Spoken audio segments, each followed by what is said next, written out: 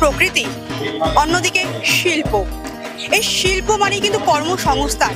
এই শিল্পের জন্য নানাভাবে যেমন ক্ষতিগ্রস্ত হয় প্রকৃতি, সেরকমই কিন্তু ভারসাম্য নষ্ট হওয়ার বিষয়টিও থেকে যায়।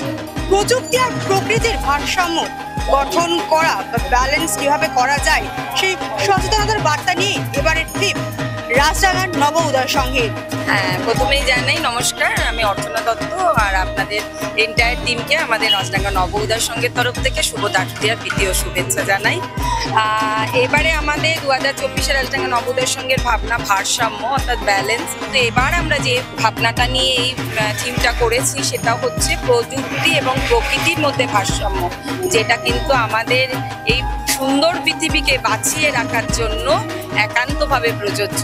প্রযুক্তি ছাড়া আমাদের আধুনিক সভ্যতাকে এগিয়ে নিয়ে যাওয়া অসম্ভব, কিন্তু প্রকৃতি যদি না বাঁচে তবে আমাদের এই আধুনিক হয়ে লাভ কি? প্রতিমা মণ্ডপ সজ্জায় কে রয়েছে? প্রতিমা এবং মণ্ডপ সজ্জায় রয়েছেন শ্রী মলয় এবং শুভময়। আর কত বছর হলো, আর বাজেট কিরকম?